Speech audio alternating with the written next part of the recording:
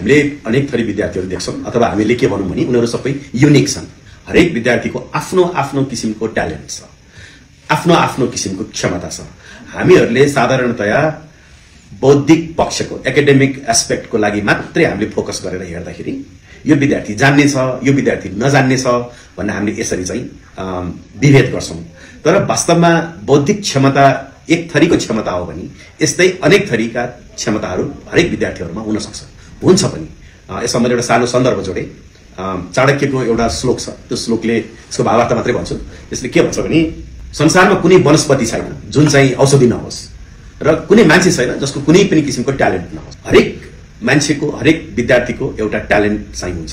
पहिला पहिला चाहिँ विद्यार्थीहरूको जुन बौद्धिक क्षमता छ, बुद्धि छ, त्यो बुद्धिलाई चाहिँ एकल मानिन्थ्यो, युनिटरी मानिन्थ्यो। एउटै बुद्धि हो, एउटै प्रोसेसिङ चिज हो जसले जेलाई पनि प्रोसेसिङ गर्न सक्छ, बौद्धिक कुरादेखि लिएर हरेक कुरालाई प्रोसेसिङ गर्न सक्छ भन्ने थियो।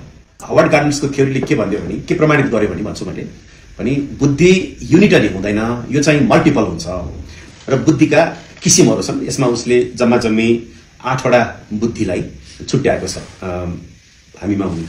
अब ती इन्टेलिजेन्सहरूमा विशेष गरी स्कुलमा चाहिँ हामीहरूले दुईटा पार्टलाई धेरै फोकस गरेको मैले पाउँछु। एउटा चाहिँ लिङ्ग्विस्टिक र अर्को चाहिँ लजिको म्याथमेटिकल। यो दुईटा पार्ट, लिङ्ग्विस्टिकले चाहिँ रिडिङ राइटिङतिर बढी फोकस गर्छ, लजिको म्याथमेटिकलले चाहिँ म्याथमेटिक्स लजिक यतापट्टि फोकस गर्छ। तर सँगसँगै यी दुईटा इन्टेलिजेन्स भन्दा बाहेक अरू 6वटा इन्टेलिजेन्सहरू पनि यो थ्योरीले आइडेन्टिफाई गरेछ। हामीले के गर्नु पर्यो भने यो दुईटा भन्दा बाहेक अरू पनि इन्टेलिजेन्स छ है, हाम्रो विद्यार्थीहरूमा यी विभिन्न पक्षहरू छन् है भन्ने कुरालाई चाहिँ इक्वल फुटिङ दिन पर्यो।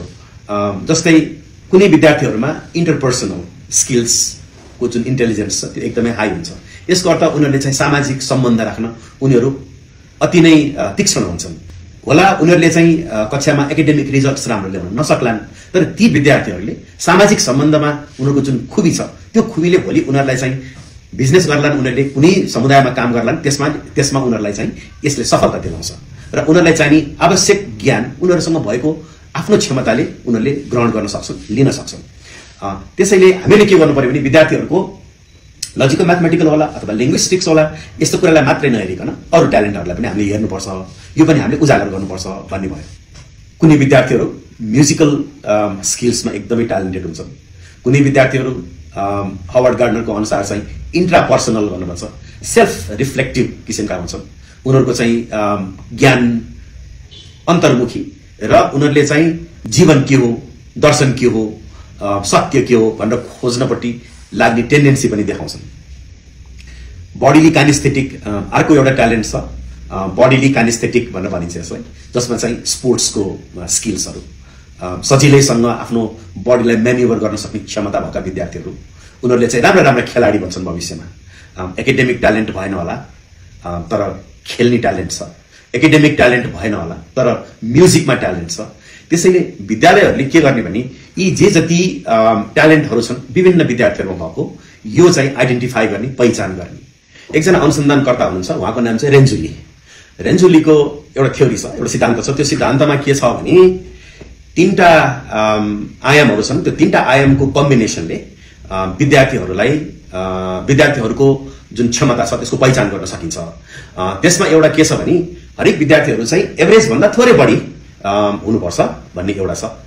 दोस्रो के छ भन्दाखेरि ती विद्यार्थीहरूको टास्क कमिटमेन्ट भन्छ, त्यो विद्यार्थीहरूलाई कुनै टास्क दिएको छ, कुनै कार्य दिएको छ भने तिनीहरूको स्वभाव चाहिँ त्यो कार्यलाई म राम्रोसँग गर्छु र राम्रोसँग गर्न चाहिँ म प्रयत्न गर्छु भनेर एफोर्ट लाउने सिन्सियरिटी भएको चाहिँ दोस्रो आयाम छ। त्यस्तै गरी तेस्रो आयाममा के छ भन्दाखेरि उनीहरूको सृजनशीलता, उनीहरूको क्षमतामा थोरै सृजनशीलता पनि छ।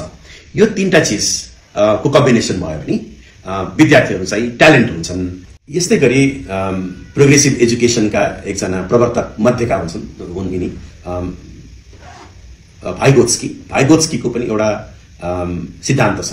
यसमा के छ भन्दाखेरि जोन अफ प्रक्सिमल डेभलपमेन्ट भनेर भन्छ। यसमा के छ भने हामीले हरेक विद्यार्थीहरूको ट्यालेन्टलाई उजागर गर्नुपर्ने छ भने ती विद्यार्थीहरूलाई थोरै च्यालेन्ज लेभलको काम हामीले दिनुपर्छ भन्ने छ। यसको उदाहरण म जस्तो पठन संस्कृति विकास गर्ने जुन कुराहरू छ विद्यालयमा गराउने त्यसमा जोड्न चाहन्छु। त्यसमा के छ भने कक्षा 5 का विद्यार्थीहरूले कक्षा 5 कै तहको पुस्तकहरू पढ्नुपर्छ। कक्षा 5 का विद्यार्थीहरूलाई कक्षा 1 अथवा कक्षा 2 अथवा कक्षा 3 को तहको पुस्तकहरू दियो, वा कक्षा 5 का विद्यार्थीहरूलाई 9-10 तहको अलिक कठिन स्तरको पुस्तकहरू दियो भने यी दुईटै हानिकारक हुन्छन्। कक्षा 5 को विद्यार्थीले पढ्नुपर्ने पुस्तक उसको लेभल मिल्ने र थोरै चुनौती पनि भएको, उसलाई त्यसमा अन्डरस्ट्यान्ड गर्नलाई, बुझ्नको लागि थोरै चुनौती पनि भएको भयो भने उसको चाहिँ जुन रिडिङ एबिलिटी हो त्यो चाहिँ स्ट्रङ भएर आउँछ भन्ने कुरा यसबाट हामीले कनेक्ट गर्न सकिन्छ। त्यसैले धेरै कठिन कठिन पुस्तकहरू पनि दिन भएन, धेरै सजिला सजिला पुस्तकहरू पनि दिन भएन। भनेपछि प्रक्सिमल डेभलपमेन्टले के भन्यो भने ऊ डेभलपमेन्टको जुन पोइन्टमा छ त्योबाट नजिकै च्यालेन्ज लेभलको हामीहरूले विद्यार्थीहरूलाई टास्क दियो भने त्यसले पनि उनीहरूको ट्यालेन्टलाई डेभलप गर्छ। विद्यार्थीहरूको ट्यालेन्ट पहिचान गर्नेमा धेरै रिसर्चहरू भएका छन्, धेरै अनुसन्धानहरू भएका छन्। त्यसमध्येको अर्को एउटा चाहिँ महत्त्वपूर्ण अनुसन्धान पनि म हजुरहरूसँग सेयर गर्छु। एरिक्सनको डेलिबरेट प्र्याक्टिकल मोडल भन्ने एउटा सिद्धान्त छ, एउटा थ्योरी छ। यो पनि विद्यार्थीहरूको ट्यालेन्टलाई पहिचान गर्नको लागि हेल्प गर्ने, सहयोग गर्ने सिद्धान्त हो। यसमा चाहिँ के छ भने हरेक विद्यार्थीहरूको जति पनि एफोर्ट छ, काम गराइ छ, त्यो चाहिँ डेलिबरेट हुनु पर्यो, इन्टेन्सन सहितको हुनु पर्यो। अर्को भाषामा म गर्छु भन्ने भावना सहित हुनु पर्यो। दोस्रो चाहिँ त्यो इन्टेन्सन्सहरू चाहिँ पर्पोजफुल पनि हुनु पर्यो, डेलिबरेट हुनु पर्यो र पर्पोजफुल हुनु पर्यो। उद्देश्य क्लियर हुनु पर्यो। अगाडिपट्टि म चाहिँ यो लक्ष्य हासिल गर्नको लागि मैले यो काम गरेको छु भन्ने कुरामा त्यो विद्यार्थी चाहिँ थाहा पाउने भयो भने पनि उसले गरेको कामहरू उत्कृष्ट हुन्छ र उसको ट्यालेन्टहरू बिस्तारै बाहिर देखिन थाल्छ। यो पनि एउटा अर्को सिद्धान्त छ। यस्तै अर्को पनि एउटा दर्शन छ, यसलाई फ्लो थ्योरी भनेर भनिन्छ। त्यो फ्लो थ्योरीमा के छ भने कुनै विद्यार्थी चाहिँ कुनै क्षेत्र विशेषमा एकदमै प्यासनेट छ, उसको चाहिँ त्यसमा एकदमै अनुराग छ, उसलाई खुब इन्जोय गर्छ त्यो काम भने यस्तो काममा हामीहरूले त्यो विद्यार्थीहरूलाई फोकस गराउन सक्यो भने उसको ट्यालेन्ट फ्लो भएर आउँछ। ऊ चाहिँ उसको चाहिँ त्यो क्षेत्रमा ऊ विज्ञ भएर आउँछ। त्यसैले ट्यालेन्ट भन्ने कुरा एफोर्ट पनि हो, त्यो त छँदैछ, तर त्यो एफोर्टको लागि सहजीकरण केले गरिदिन्छ भन्दाखेरि प्यासनले गरिदिन्छ, उसको इन्ट्रेस्टले गर्छ। उसभित्र चाहिँ इन्ट्रिन्सिक मोटिभेसन हुन्छ, आन्तरिक अभिप्रेरणा हुन्छ। मलाई भित्रबाट उसले चाहिँ मैले यो काम गर्नुपर्छ, मलाई यसमा इन्जोय हुन्छ भनेर चाहिँ उसले भन्छ। यो फ्लो थ्योरीले यसो भन्छ। अब यहाँ दुईटा कुराहरू महत्त्वपूर्ण छन्। एउटा कुरा के छ भने पहिलो पक्ष विद्यार्थीहरूको ट्यालेन्टलाई पहिचान गर्ने पक्ष भयो। दोस्रो पक्ष हामीहरूले विद्यार्थीहरूको ट्यालेन्ट पहिचान गरिसकेपछि उसको ट्यालेन्टलाई कसरी हामीले सपोर्ट गर्न सकिन्छ जसले ऊ चाहिँ भोलि यसमा दक्ष भएर आओस्, राम्रो भएर आओस्, यो सिकाइसँग यसलाई कसरी जोड्ने भन्ने चाहिँ अर्को पक्ष छ।